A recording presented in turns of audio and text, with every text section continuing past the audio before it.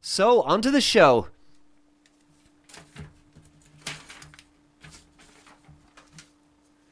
This week's guests are Emma and David Farrell from Archetype Events, who run the Gateways of the Mind conferences. Emma has over 15 years' experience in events and marketing in both the UK and the Middle East. She's been extremely interested in the development of the mind since a young age and has practiced meditation for many years. This interest has led her to studying masters in the preservation of wisdom, culture and the art of liberation. Emma is currently writing her thesis on exploring the nature of the self through the use of lucid dreaming. She has practiced lucid dreaming for over 4 years and has also trained as a pranic healer in northern India. Other areas of interest and practice are meditation, mindfulness, yoga and Qi-Gong. David has 15 years' experience in organising large-scale business-to-business conferences and exhibitions in the Middle East and London. He has long held an interest in exploring the history of the world, particularly through revisionist ancient archaeology that questions the more orthodox mainstream views. This interest in questioning the accepted views of the world made him wonder about the nature of reality and has led him on a personal voyage of discovery which has taken him all over the world to many of the sacred sites of India, Egypt, Cambodia and the Middle East. Whilst doing this, he has learned to be a pranic energy and crystal healer, as well as beginning the long inwards journey through meditation and various shamanic practices. Other areas of interest include plant medicine and Qi-Gong, as well as all aspects of conscious exploration. David and Emma, you're very welcome to the show. How are things? Hi John, we're fine. How are you? I'm really good, thanks. Enjoying some unseasonably nice weather here in Ireland. I believe you're in the south of France and enjoying some unseasonably bad weather. Absolutely. It's tipping it down with rain. Oh, well, there you go. Such is life, I guess. Yeah. Well, we have a huge amount to speak about on today's show. We're going to be talking about lucid dreaming and, of course, your Gateways of the Mind conference and shamanic dreaming, lots of this kind of stuff. But before we do, I'd love to know about your background. So we'll start with you, Emma. Tell us a little bit about how you got from where you were to where you are now, so to speak. Right. Well, it's quite a journey, so I'll kind of, in a nutshell. Basically, David and I lived for a long time in the Middle East, and we ran our own conference and exhibition company out in Dubai for about 5 or 6 years. And then after that, we decided to take some time off and go and discover our spirituality in India. So we moved to India and for a year and a half, and we were down in Goa. Then we moved up to the Himalayas and discovered dream yoga. Actually, we did a week's teachings of dream yoga in a monastery. We were obviously kind of intrigued by the title dream yoga. I'm intrigued myself. What is it, Emma? Yeah, it's actually the Buddhist practice of lucid dreaming. It's done for spiritual development, and it's kind of the higher practices, the higher teachings of certain Buddhist traditions. So we were taught by a Buddhist monk in his monastery, and we were fascinated by it.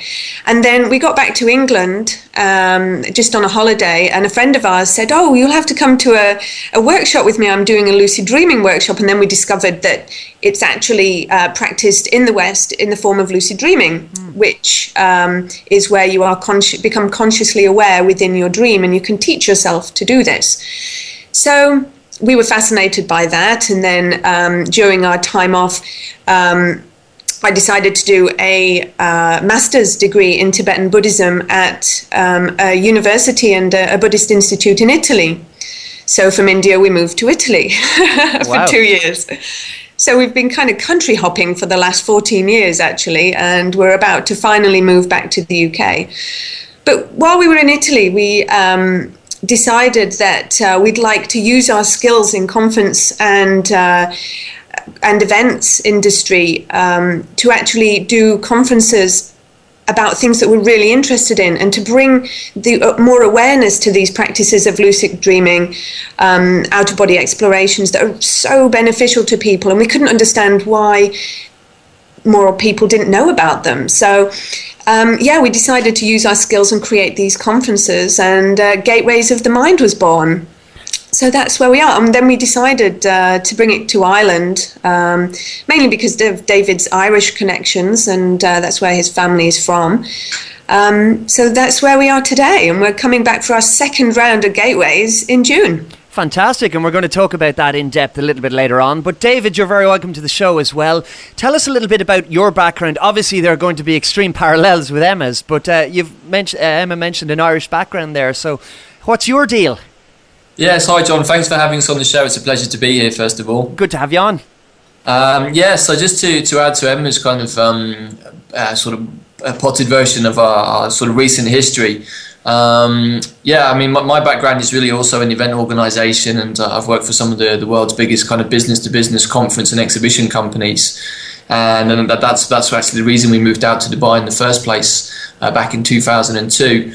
I was probably just your normal kind of average guy, really, just into my football and liked a beer or two, and I'd say Emma's probably the more spiritually inclined anyway of the two of us originally, but we ended up going on an amazing holiday to Egypt about 4 or 5 years ago with some really interesting kind of spiritual type people, and that really opened us up in a few different ways, and kind of made particularly me question a lot of the reality that I lived in and how to see the world, and that kind of precipitated the journey that Emma's just talked about. As Emma said, we were up in Dharamsala, where His Holiness the Dalai Lama spends a lot of his time, and we did this course in Tibetan Dream Yoga, which, as Emma said, is not quite the Tibetan lucid dreaming, but it incorporates that, but it's also many other higher kind of tantric practices, and ultimately can help people on the path to spiritual enlightenment. Our lives the last 4 years have been very much in parallel, but in slightly different directions. We both spent time in Italy doing the Buddhist course, which Emma managed to complete, just recently completed, in fact. Yeah. I found the course a bit more difficult. I actually only managed to complete half of it. I found that some aspects of the Buddhist religion that was being taught there didn't quite sit with my own personal path. And so I ended up spending a lot more time with our business, with the gateways of the mind, and also my personal interest took me more into a shamanic direction, which is something that I'm still pursuing to this day. So it's been interesting. We both have our own personal interests. They are very similar in many ways, but they're also a little bit different. And so when we come to organising the events, we bring those different things to the table. And I think that's going to help us with our conversation as well, because I'm going to direct our first question to Emma then, and we'll come back to the shamanic side of things with you, David, if that's okay. So, Emma, lucid dreaming. What is it? What's the concept of lucid dreaming? And what's it all about, really? Tell us all about it. I'm fascinated. Sure. Well, it is a fascinating subject, and it's huge. So again, I'll have to kind of give you a potted version of what it is and what it means. But basically, you can train yourself to become consciously aware in your dream. So just as when you wake up in the morning from your dreams, and you wake up into this reality, you can actually wake up within your dream, so that you can realize that, hey, I'm dreaming. Now, a lot of people have probably had experiences of this, particularly when they were children, but didn't realize that you can actually use it for your benefit. You can use it for both your spiritual and your personal development. Because if you think about it, when you're awake in a dream, you realize that everything around you is a projection of your own mind. So you're having a direct conversation with your subconscious. Now, just if you sit and think about that, that's a huge, huge opportunity to not only be your own therapist, where you can kind of confront things that you're fearful of, like, for example, if you're scared of sharks, for example, or spiders. People have real phobias of things. You can confront these things in your dream, and from a neurological point of view, you are actually reprogramming your brain, your neurological pathways, to not be scared of them, because in your dream you allow the spider to crawl up your arm, or you swim with the shark within your lucid dream. So you're actually kind of reprogramming your subconscious, reprogramming your brain to not have that phobia anymore. And lucid dreaming is actually scientifically validated. So it was discovered, if you like, and validated by Dr. Keith Hearn back in the 70s. all his kind of research is in the British Museum. And at the same time, it was discovered separately, but at the same time by Dr. Stephen LaBerge in America. And they validated it by having lucid dreamers communicate to them with eye movements from within the dream. And they were hooked up to ECG machines, etc.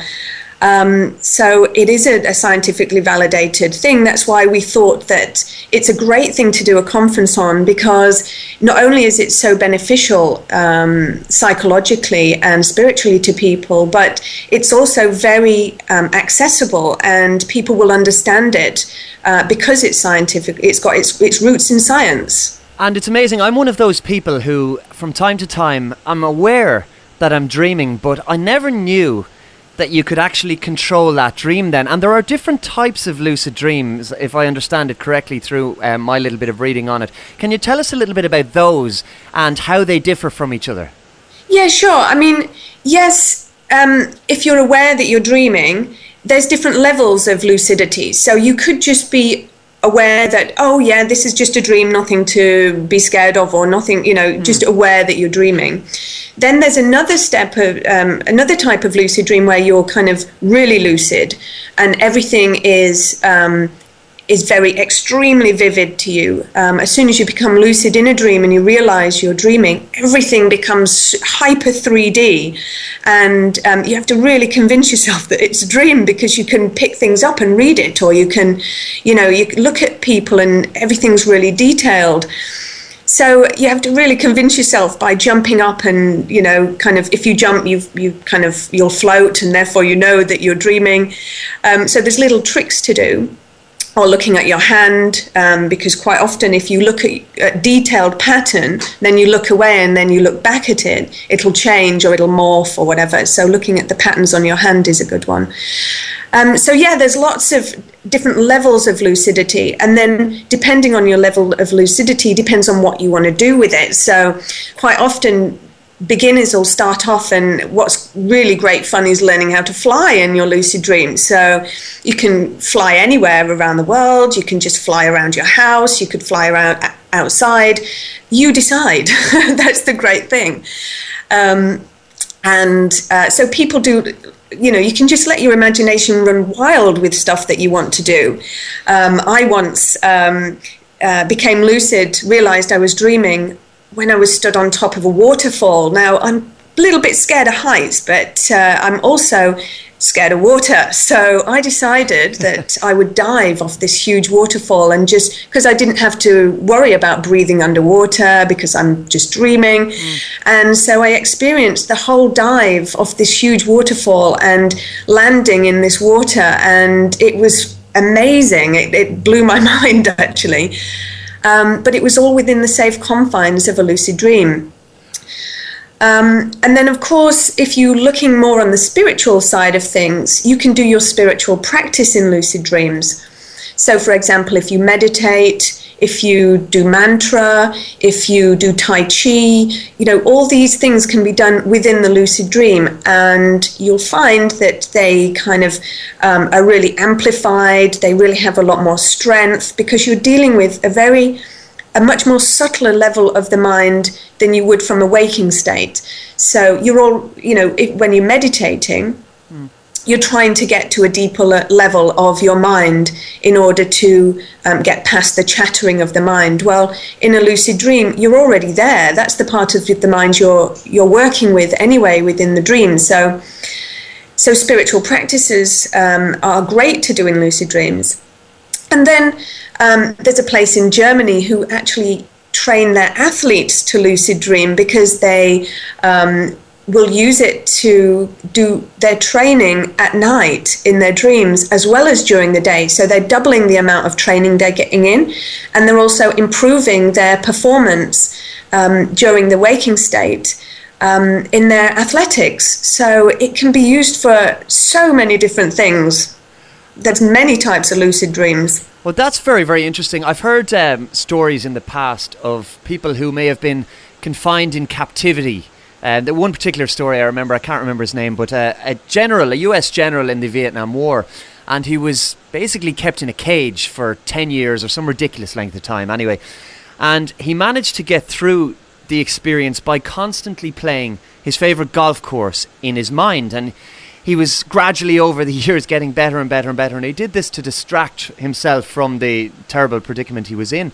And he found when he got back to the US years later and actually played that golf course that he had become something ridiculous, like 10 strokes better without having lifted a club in that length of time. And you hear sports stars who and sports psychologists talking all the time about how people should picture and imagine success and how they should constantly go over particular tennis shots, for example, or shots in football, whatever it happens to be, over and over again, and imagine that success. And this sounds like you're talking about it, a similar type of experience, but with even more control, because you don't have that conscious block that we quite often get because life gets in the way. And you spoke about a mental chatter there, and I think that's something that we all struggle with from time to time. So this whole concept seems utterly amazing to me, but amazing in a positive way. And I think the fact that it has been backed up by science, and you mentioned Stephen LeBert at Stanford University there, and I mean, he offered huge validity and proof to this.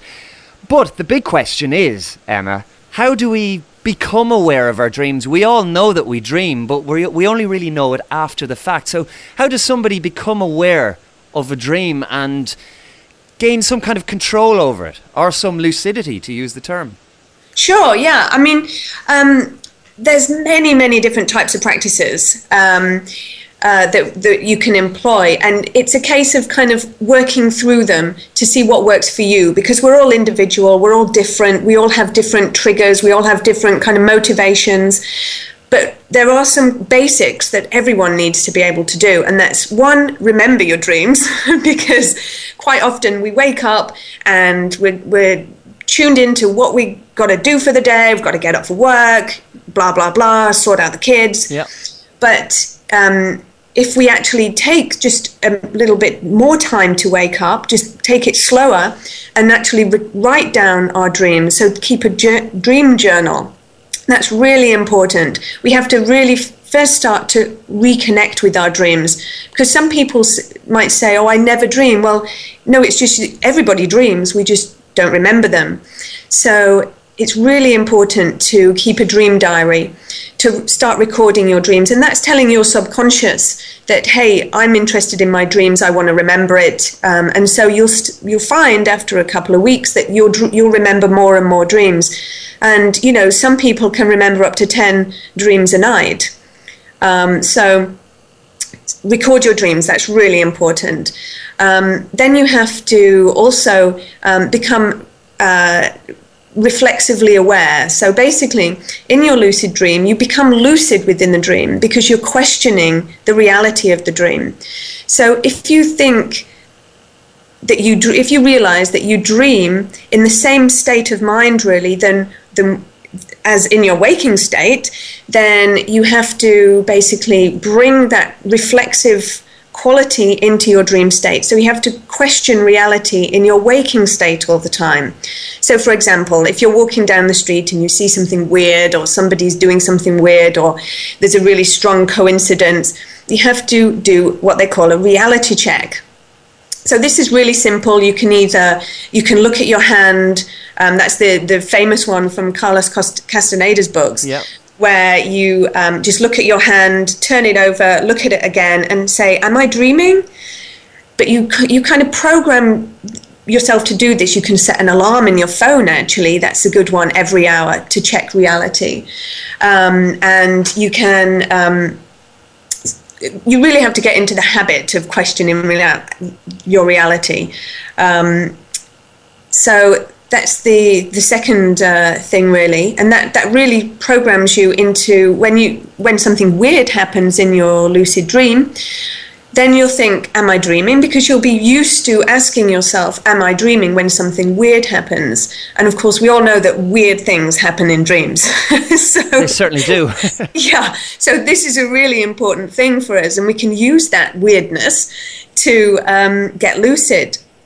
Once you've been writing your dream diary for a while, you can look at the types of dreams that you have. Maybe there's something a little bit weird that you do regularly in a lucid dream. For me, I found that I would run a lot in my dreams, which is really odd, because I didn't do much running in waking state.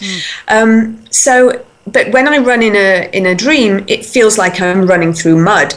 So I would program my subconscious that if I'm running, I'm dreaming. And I would do affirmations as I'm going to sleep. So that's another method of getting lucid. So you affirm to yourself, if I'm running, I'm dreaming. If I'm running, I'm dreaming. And I even started going to the gym and running on the treadmill so that I would have the feeling of running and then be saying to myself on the treadmill, if I'm running, I'm dreaming.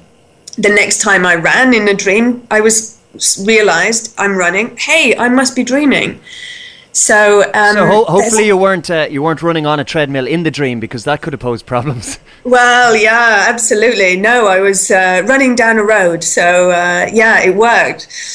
So this is called programming your dream triggers, which is a fundamental thing to do as well. So there's a lot of different ways to do it, but you, like anything, John, if you want to master something, if you want to be good at it, you have to commit to it. So you have to read up on it and really immerse yourself in the practices. You know, there's loads of stuff on YouTube. There's loads of amazing teachers out there. There's loads of great events like Gateways of the Mind to come to. So really immerse yourself in lucid dreaming, buy some books, etc. Read about lucid dreaming before you go to sleep. That's a great one. So that you're already kind of thinking about it, and that will hopefully carry on through your dreams as well. So yeah, there's lots of different practices. Brilliant. And I'm going to direct over towards David now, because we'll talk about shamanic dreaming, and Carlos Castaneda was mentioned by you there, Emma.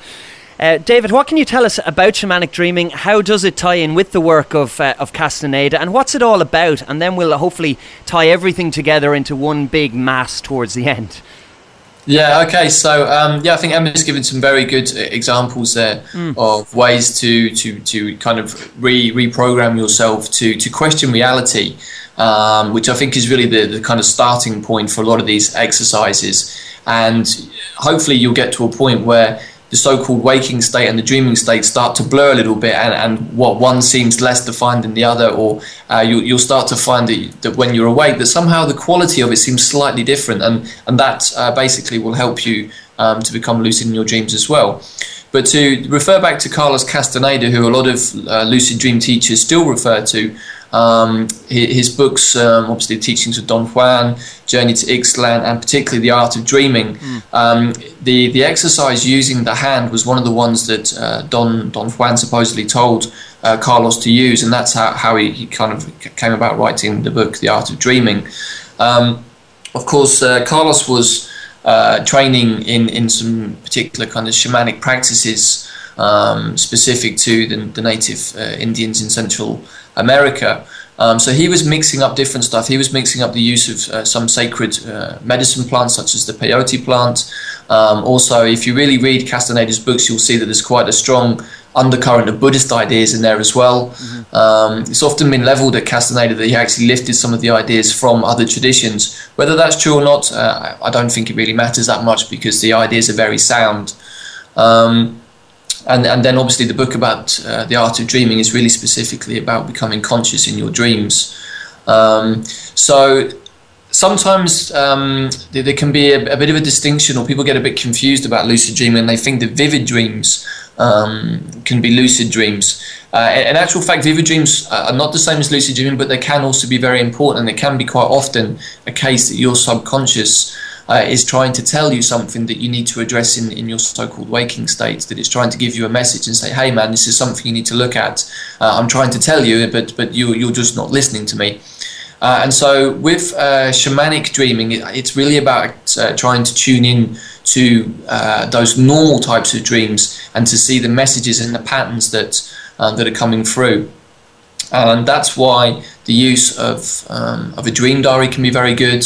Again, it's just reinforcing to your subconscious that dreams are important. They need to be listened to, that they're not just something that happens when you go to sleep and you can forget about. They're actually an important part of your existence. And I think that's for me one of the most interesting things about the mixture of shamanism and the lucid dreaming stuff. It's all about becoming whole. It's about stepping into your power, finding your truth, and living your life both in the so-called waking state and the dreaming state as a whole individual. We had a very good speaker at our Gateways event in London last year, a Taoist alchemist and Qi-Gong master called Michael Wynn, who's obviously very good at Qi-Gong, but he also ran an astral projection flying school back in his early days, and he's mixed in lucid dreaming with Qi-Gong. But he did a very nice thing at the event called he called it a dream theatre, and he basically lined up 4 different people on the stage to represent different things and to represent the individual at the normal level, which we find ourselves in this kind of reality. You had 2 people but with their backs to each other. And he said, this is us in the waking state and us in the dreaming state. But the 2 people are not looking at each other, they're looking in different directions. And this is to represent the fact that this is how most people are, that they see their dreaming state as something almost separate from what goes on when they're in the waking state. And he said the first trick really for us as beings on our path is to get the 2 people to face each other.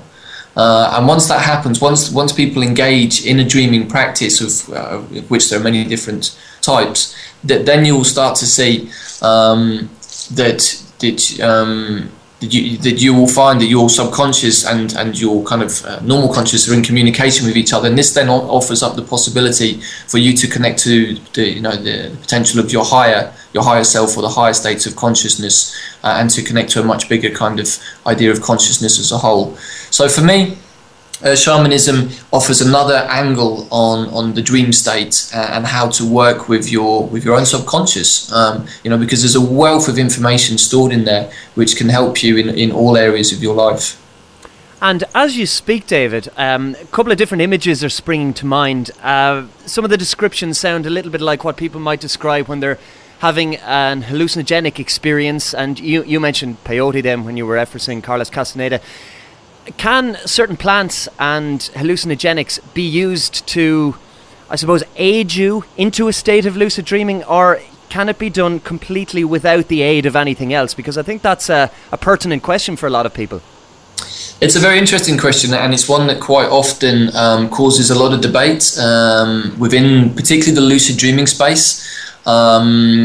You can definitely induce lucid dreaming without the use of any kind of supplements or plants. There are plants and supplements that will help with that. Typically in the native British tradition, mugwort was a plant that was used as a tea before going to sleep that would help induce dreams or lucid dreams. There is also a product out there called galantamine, which a lot of people probably will have come across in their research. This causes a lot of controversial discussion within the lucid dreaming community. There are some people that are very anti the use of galantamine because it does have some rather unfortunate side effects. It can make you feel very nauseous, and it's not entirely. I mean, it wasn't developed for lucid dreaming. It was actually developed for Alzheimer's. For Alzheimer's, that's right. Right. But then somebody discovered by accident that it creates lucid dreams. That has a very, very high success rate, although there is also some debate as to whether it takes you into a typical lucid dream or into something that might more commonly be known as an out-of-body experience. For us, the out-of-body experience is a term that we use because people are familiar with it, but it's actually a little bit misleading. It tends to imply that there is something out of the body and that we are separate from the body. That's not the case. But this is a language issue, and I think that's something that we're going to see an evolution of in the future.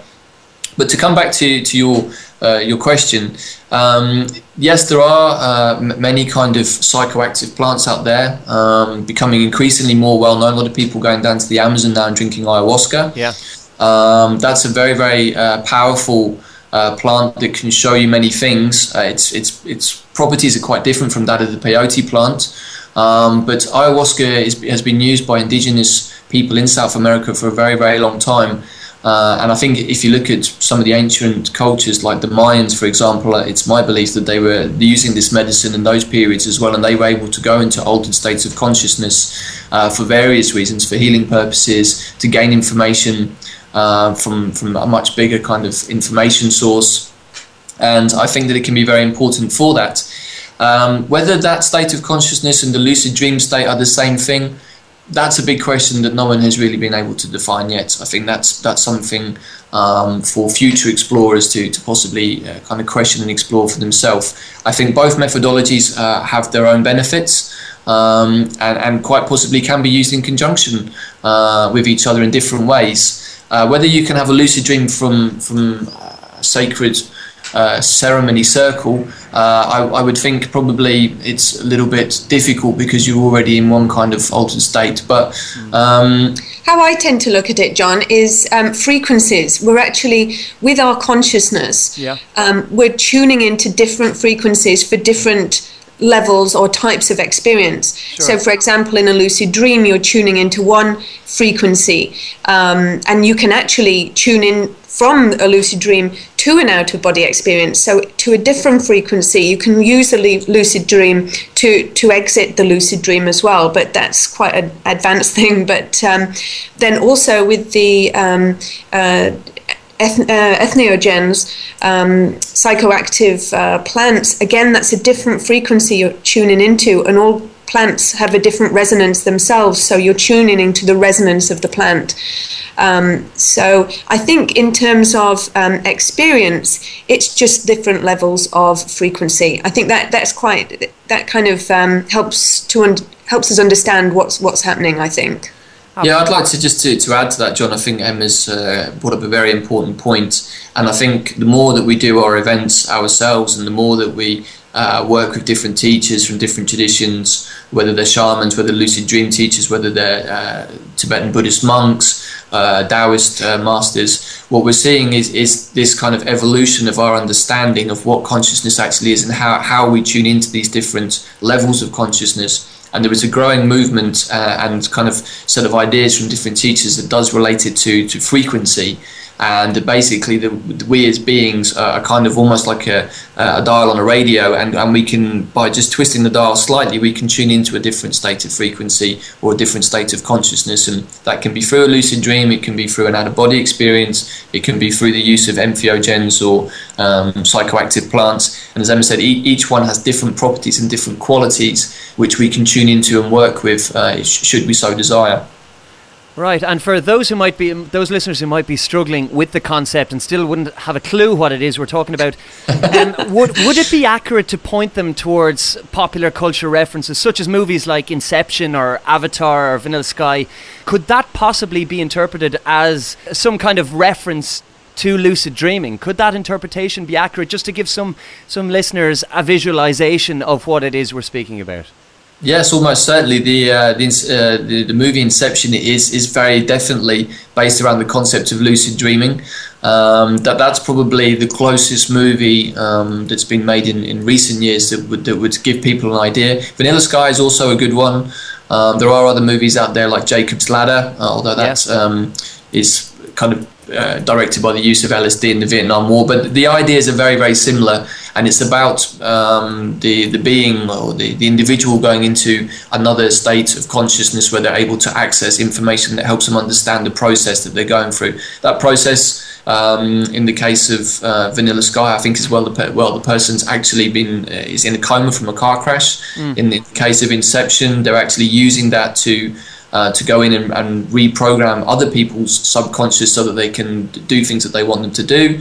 Which I don't think you can actually do, but that's Hollywood for you. Yeah, there are some Hollywood aspects to the Inception movie, but it definitely gives people the idea of what lucid dreaming is about. I mean, there are a wealth of good books out there at the moment. Our good friend Charlie Morley's just written a very good one called Dreams of Awakening, which is a good place to start. It's a fantastic book, actually. It really outlines all the basics that you need, all the practices and he puts in there. He's been teaching for years, all over the world, actually, and he has put in his book the practices that he's seen the most amount of success with.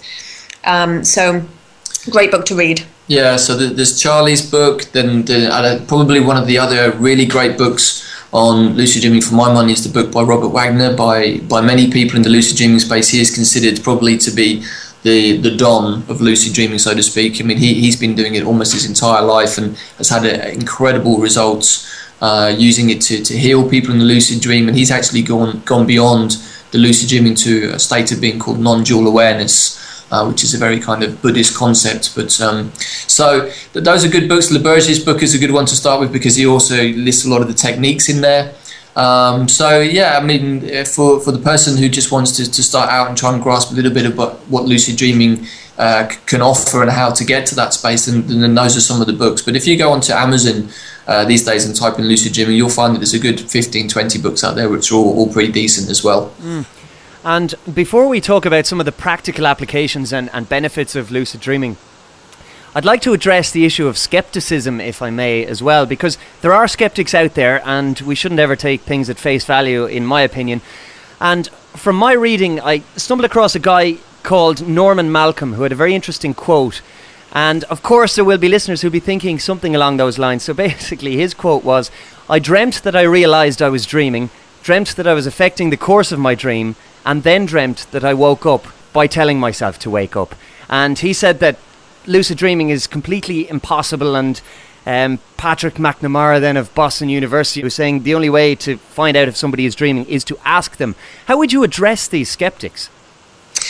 Well, I mean, has anybody ever actually proved that we dream?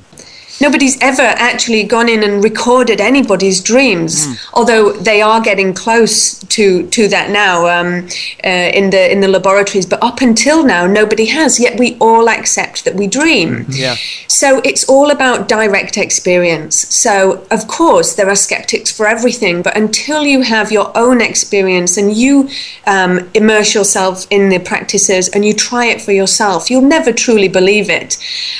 So my kind of answer to skeptics is that, hey, well, science has just about proved it, but try it for yourself. Yeah, I'd also like to add to what Emma's just said, and I like to ask the question: what is a dream? When are we dreaming? Are we dreaming now? What's to say that this whole conversation isn't happening within a dream space? And there's a great quote, I think, from one of the native Indian tribes of North America that says, "We are the dreams of Great Spirit." Now, what that to me means is that everything that is going on is just another type of dream from something much bigger than what we are experiencing here on this planet, in this reality. And that might be a far-out concept for a lot of people to believe, but I like to think of it like that: is, we see dreams as being something that happen when we go to sleep, but that's not necessarily the case. That's just what our current belief system has told us.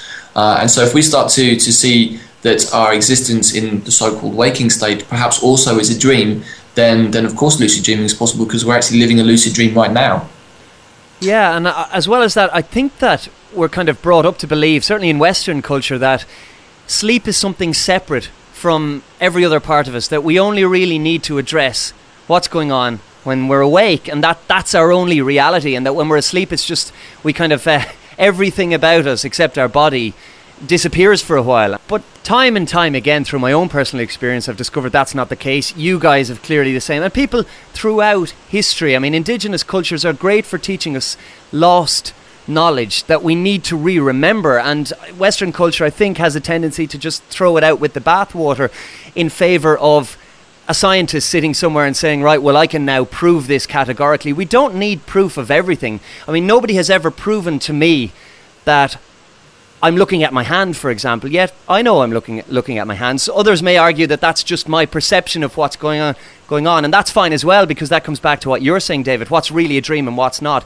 It doesn't really matter as long as we can shape our own reality in the way that we want it, in a positive sense. And that kind of leads me on then to the benefits and the practical applications of how we can shape a lucid dream and what we can use it for. Emma touched on it earlier on in the conversation, but I'd like to delve into this a little bit deeper, because I know, personally speaking, it's an area I would like to explore, and I'd like to know what I can actually do when I'm in there, apart from maybe just flying around the world and having a look at the sites or the pyramids or whatever it might be. What can I do that will benefit my life specifically? I'm going to let Emma talk about the specific qualities of what we can do in a lucid dream, but I'd just like to reaffirm what you just said there, John, which I think is very important, that your reality is how you shape it, and we so often in the West, I think, get caught up in the idea that unless science has proven it, it can't be real. for me, my experience is real, no matter what somebody tells me. I'm living my experience, I'm living my life, I'm living it through the dream state, I'm living it through the waking state, but it's my experience, and it's entirely up to me how I perceive that, really. Yeah. And I think that's an important message that a lot of people can take something from, because that experience gives you the responsibility for how your life is going to be. And what you fill it with. You can fill it with amazingly beautiful things, or you can fill it with incredibly horrible things. But that choice is really down to you. And I think the same is true of the lucid dream state. But I'll let Emma talk a bit more about that. Yeah, I mean, what you do within a lucid dream depends on your aspirations for yourself. Some people are seeking enlightenment. Some people are just wanting to make their daily life easier to live. Some people are just really curious and inquisitive about reality and about how their mind works. So depending on your position, I suppose, depends on what you would want to do within a lucid dream. For example, one great way to get to know yourself and to really kind of start to make friends with your subconscious and integrate that sleeping state into your waking state is to ask people in your dreams what they represent. Because these dream characters are projections of your subconscious. They're the projections of your own mind. So if you go up to a dream character consciously and ask him, hey, what do you represent?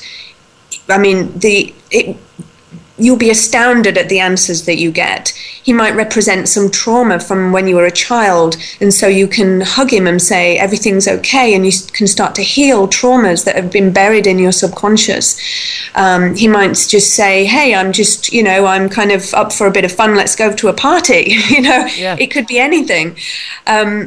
So really kind of engaging with your dream characters is a really great thing to do.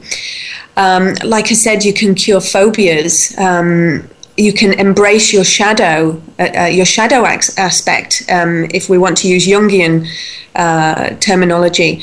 The shadow aspect of ourselves is everything that we've kind of buried within our subconscious, the traumas that we've suppressed and tried to forget about, the things that we're told as children or as young people that are embarrassing or are not acceptable in society, or that we're just ashamed of, and actually we think it's going to be full of these negative things, but actually they're just things that we believe are negative, when actual fact, if we delve into them through lucid dreaming, which in a lucid dream your shadow aspect could be represented by a monster or represented by some really horrible person, but if you actually kind of, instead of running away and being scared of that shadow aspect, if you actually turn and embrace it or hug it or kiss it, which takes a lot of courage actually.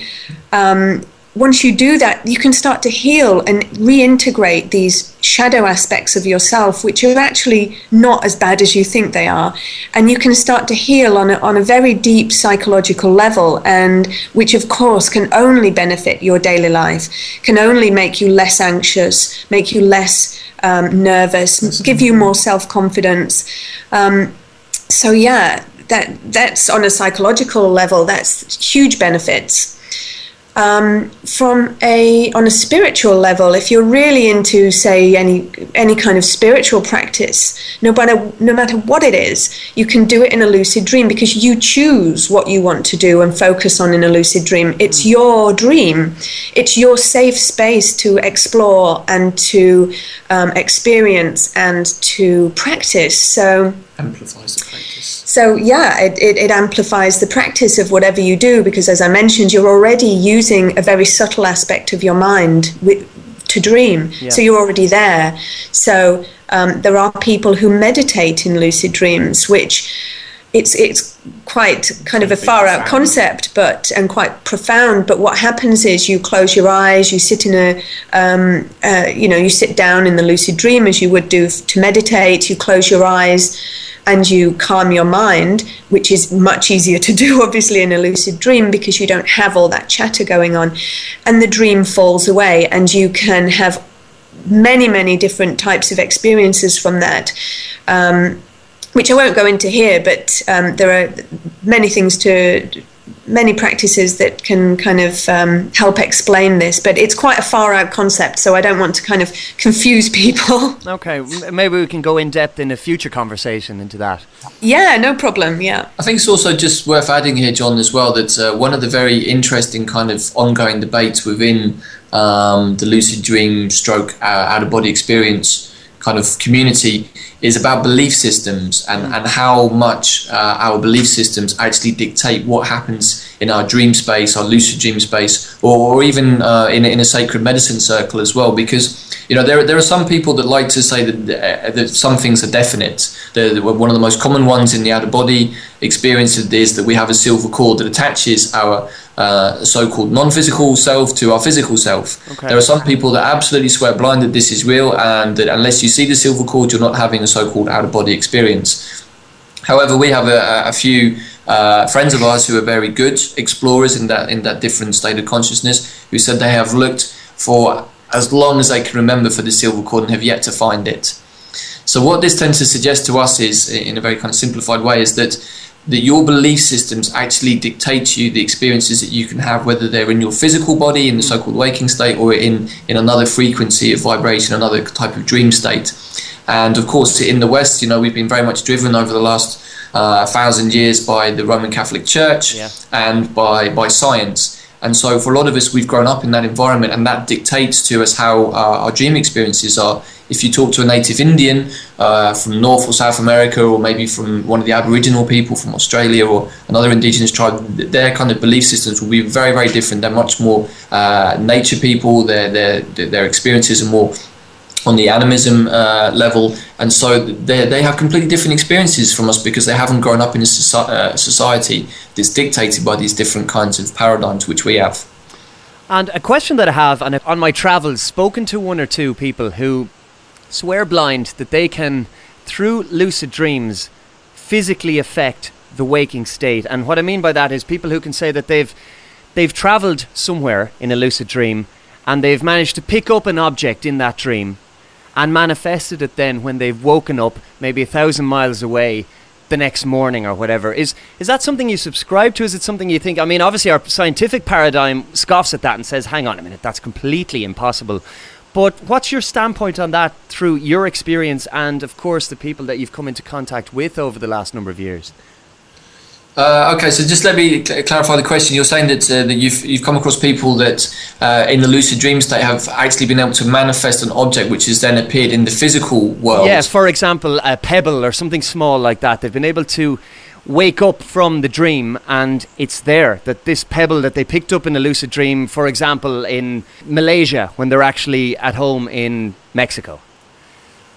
I've not come across that many examples of that really from a lucid dream. I do believe that manifestation of physical objects, as we would refer to them, from another state of consciousness is quite possibly probable. Yeah. I just think that it's a level of technology and science which we don't really understand yet that well within our own current kind of belief systems, but I don't see any reason why that wouldn't be possible. In fact, I heard a great story once that suggested that the Great Pyramids of Egypt had actually been constructed from the top down, so that the stones were placed at the top first and the last ones were placed at the bottom, which would be completely flying in the face of all conventional understanding of how these things were built. But they were actually constructed from a different state of consciousness, a higher state of consciousness, if you could call it that.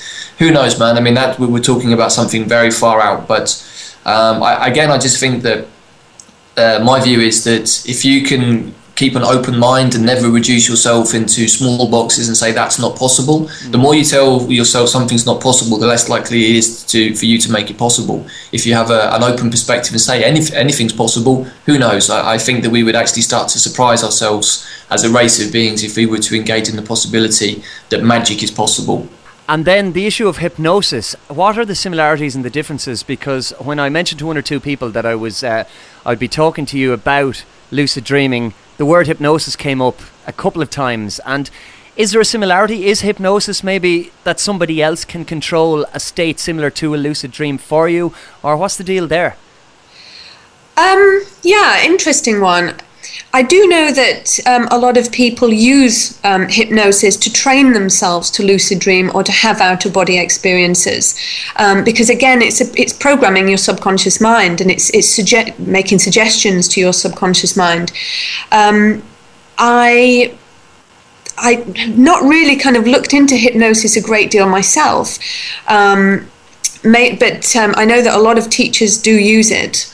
Yeah, I would concur with Emma. I mean, it's not an area which we know that much about ourselves personally, so I'd be very hesitant to talk about something I don't really know that much about. Yeah. But I do know that our colleague Charlie, who's on the Gateways program, he quite often talks about hypnosis because he has trained in that. So he's probably a better person to ask about something like that. But again, I just think it's an interesting area of research that has yet to be really fully explored. Okay, well, let's talk about Gateways then, because the next Gateways of the Mind is in Ireland. It's on the 7th and 8th of June in Griffith College Conference Centre in Dublin. So tell us what people can expect from the conference, and tell us a little bit about past conferences as well, I suppose.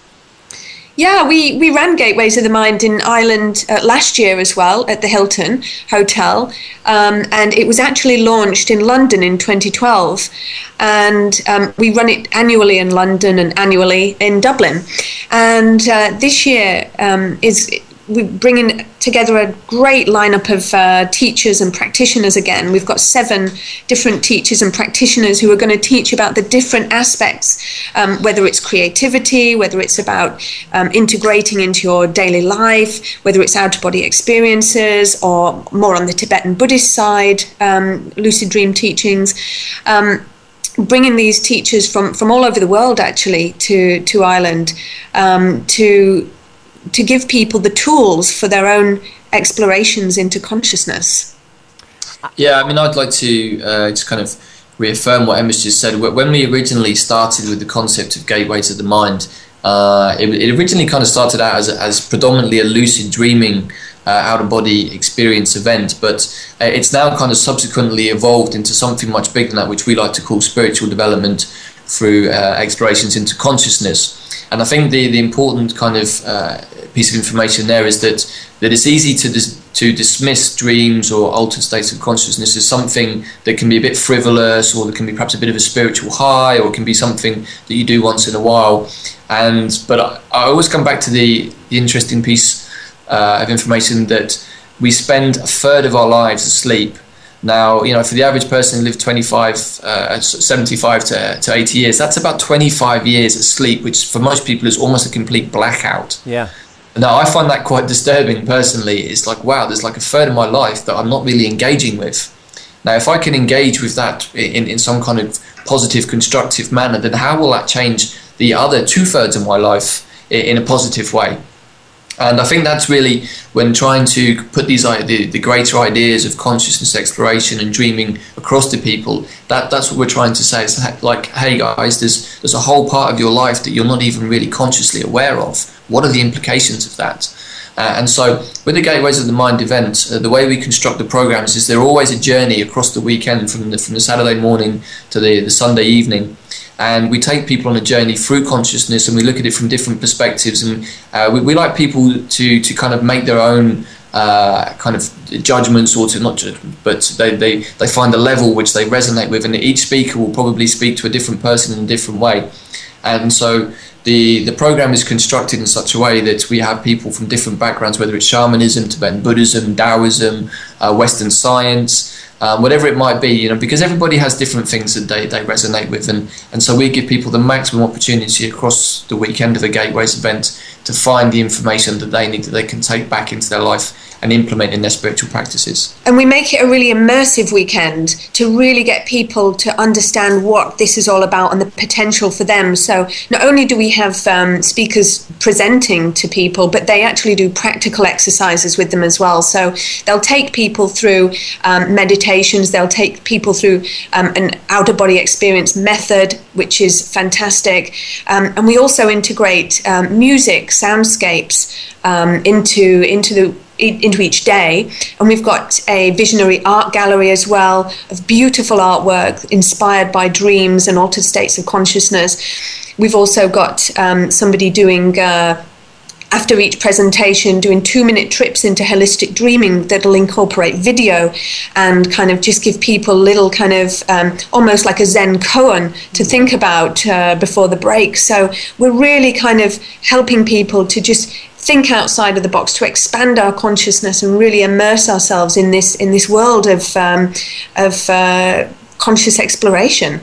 And it sounds really like it's for everybody, whether they're complete beginners and know nothing about lucid dreaming or consciousness in general, and for those that might be a little bit more experienced. Would that be correct? Yes, totally, John. That's how we create these events, because we understand that there are people that are, I mean, for example, when we did the last Gateways event in London, Charlie, who's always the host for our events, he asked the question of the audience, how many of you have had like one lucid dream? And pretty much, I would say about 80% of the audience put up their hand. Then he says, how many of you have had 10 lucid dreams? And again, it's a large proportion. Then he says, how many of you have had over 100 lucid dreams? And still there was a large proportion. So you can see across the course there of the audience in London, which actually London has a very large lucid dreaming community, that there is a real kind of from complete beginners to experienced people, and yet they all want to come to the event because everybody takes away something different. And we kind of make sure that our events can sing to all people in a way that they will find that they can use themselves. And again, that's why we have the different types of teachers, whether it's from the shamanic side or the more specific lucid dreaming, and in fact this year we have a really wonderful teacher called Tim Freak, who teaches lucid living, which is really about encompassing the ideas that we would typically kind of associate with lucid dreaming, but actually into our normal daily routines, and say, how can we become consciously aware or live lucidly at all times? And again, this comes back to what I was talking earlier about with Michael Wynn, about getting the two people in the dream theatre, the two characters who have their backs to each other, to turn and face each other and recognise that they are part of the whole. And I think that's really what is the underlying message of this event. Is like, hey, if we can realise that particularly our dream state is a really important aspect of us in whatever way it works for us, whether it's through shamanic dream decoding or lucid dreaming or out-of-body experiences, then we can actually bring something much more whole and fulsome to our everyday life. And I'd also like to point out that we're bringing William Buhlman to Ireland. Now, William is one of the foremost authorities on outer-body experiences, astral projection, if you like. And he has sold millions of books around the world. And we're bringing him from the US to Ireland for the first time. And he's going to be teaching us about, I mean, we brought him to London and we said to him, you have to come to Ireland as well, because he is just fantastic. And he takes people, again, he teaches an OBE method, and he's been teaching for many years, for decades actually, at the Monroe Institute in America, which is very famous for out-of-body experiences. It was set up by Robert Monroe, I think back in the 70s, and William teaches there. So, and he's very much involved in a lot of the research that goes on for out-of-body experiences and the development of new technologies like hemisync and binaural beats, etc., that can kind of help us to train our mind and train the brain actually in the brain waves into these kind of altered states. So it's a really rare opportunity to meet William Buhlman at the event. Yeah, and also, as I was just saying, William's coming from the US, but another amazing lady is Sandy Corcoran, who is also coming from the US, who is, as far as I know, one of the few Western women that's actually trained with native indigenous elders from both North, Central and South America. She's worked with the medicine wheel of the indigenous native Indians of North America, but she's also been down to the Amazon and worked with some of the tribal people down there, working with the sacred plant ayahuasca and other medicine plants. And she's going to be bringing all of that knowledge with her to not only the main conference program on the Saturday and Sunday, but she's also going to be doing a much smaller workshop out at Dundee Park, which I'm sure many of your listeners will know of, which is where obviously Martin Duffy runs Shamanism Ireland workshops from. And in fact, Martin's also on the programme. Martin came to London last year and he talked about shamanism from a kind of native British or Celtic perspective, which I think is very important. because these days a lot of people are returning to their roots, and I see this particularly in Ireland, which, as Emma said earlier, and which you alluded to, is actually the ancestral homeland of my own family. A lot of people, now that the Catholic Church has kind of fallen away, and people are still looking for something spiritual in life, they're kind of going back to the old school and saying, hey, well, what are the real roots of our culture here? And they're finding it in shamanism. So for me, that's something very close to my heart on different levels. And like I say, these are the different types of teachings that we bring to the event, and we let people find what works for them. Well, I must say it all sounds extremely exciting, and it's something I'm very much looking forward to as well. So tell us, how can people get their hands on tickets, or how can they find out more information on everything that's going on? Sure. Well, we have a website, of course, which is island.gatewayesofthemind.com. And on there you can find the full details about the speakers, their biographies, what they're presenting about in detail. You can buy tickets, and you can contact us if you've got any questions. We do run student tickets as well for any students out there. You just send us your valid ID, and we can send you you can access a discounted ticket. But yeah, it's all on the website. We also have a meetup group, if any of your listeners use Meetup, which I think a lot of people in Dublin do these days. So that's called the Lucid Experience Dublin. It's meetup.com/the-lucid-experience-Dublin. There's always information posted on not only our Gateways of the Mind event, but also other workshops that we run in Ireland. We've just recently had Charlie Morley over for a lucid dreaming workshop, which was very well attended and went down very well. And so that's something else that we do for those people that want to go much deeper into specific teachings. So yeah. And have you got any kind of message for beginners who are new to this conversation? They might be a little bit kind of blown away by what we're talking about. How could they, for themselves, even if they can't attend the Gateways of the Mind conference, what's the first step they could take towards exploring lucid dreaming for themselves a little bit further? Yeah, I mean, the first steps basically are learn some techniques, learn a little bit of background. So buy one of the books like Charlie Morley's or Robert Wagner's or Stephen LaBerge's, and one of those three books will just give you everything you need really to get started and to have your first lucid dream. And I think for a lot of people, having their first lucid dream is a big obstacle, because we have a lot of kind of preconceived notions and blockages, self-doubt that we can do it. You read about these and you hear about these amazing experiences that people are having, and in the back of your mind you tell yourself, oh, I'd never be able to do that, but actually we all can. So just having that first lucid dream, really commit yourself for find a practice that you can resonate with and practice it for every day for a month, and have your first lucid dream, and then decide whether you'd like to go further into it. Yeah, I think it's also worth just pointing out at this point that it's been kind of discovered over many years that some people are naturally better at having lucid dreams than others. But it's our belief, as is with all of the teachers we work with, that everybody is capable of having a lucid dream. But it's like a lot of things in life. Some people are naturally gifted footballers. Some people are naturally gifted at flying an aeroplane. Some people are naturally gifted at lucid dreaming. But all of those things can be improved on with practice. We can all become better at something by practice.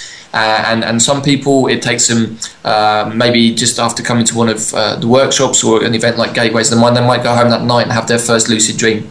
Other people, they might have to engage in a practice for maybe several weeks or a couple of months, but practice always pays off in our experience from what we've seen with people. And those that really, really want to have a lucid dream and believe it's possible will be the ones that have success. Absolutely. So for me, it comes down to belief and the intention behind it, and I think that's something that we haven't really talked about so much, but intention to do anything is really important, and lucid dreaming is no different from that.